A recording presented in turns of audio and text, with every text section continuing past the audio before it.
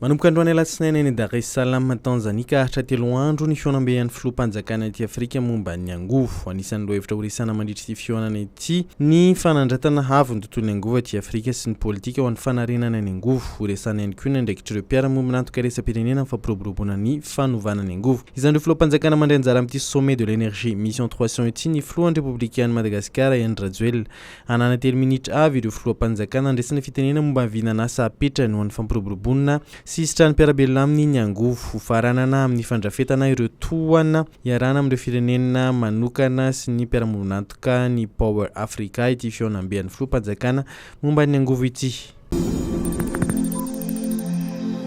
Tonga teny Malaza-Ampitatafika Sergio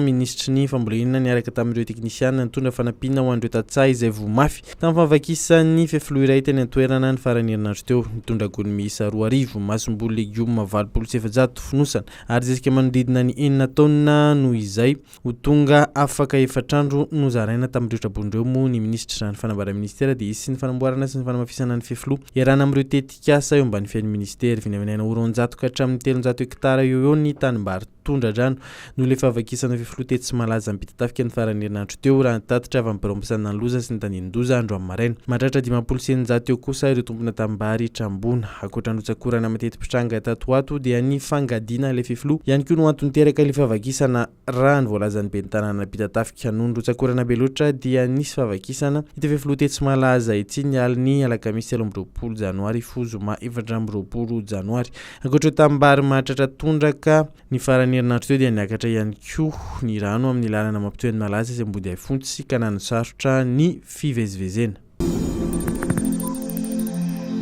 Nanokana teto-bola avy amin'ny tarim-bola ny lalana na ny fond routier ny fitondram-panjakana mba hitondrana fikojakojana sy fanarenana ny lalam-pirenena fafito Richard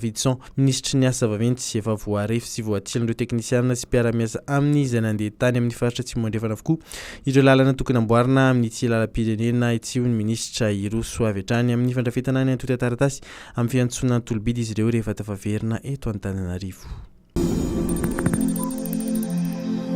Olona 20 voaroy am'rara mifandray tamin'ny fahatratrarana letera tany Tanzania tratra niaraka tamin'ny sokatra valonjato tany majanga ny farany volana Desambra teo no nampidirina am-ponja raha nitatitra natao ministera ny tontolo iainana sy ny fampandrosoana lavainjafy. Ny 13 amin'izy ireo dia narefa nitsefa ary nena kosa eny tany mora voalaza moa fa misy amin'ireo olona ireo no mpanangona sokatra mpitahiry zany mandra-pahafeno ny sadadiavina ny mpitatitra ary ny mpanelonelana amin'ny mpandray farany alohan'ny androanana ireo sokatra raha nitatitra natao ministera te tany majanga teto Tananarivo tany amin'ny faritra Androy sy Menabe no nahatrarana ireo olona voaroroy ireo.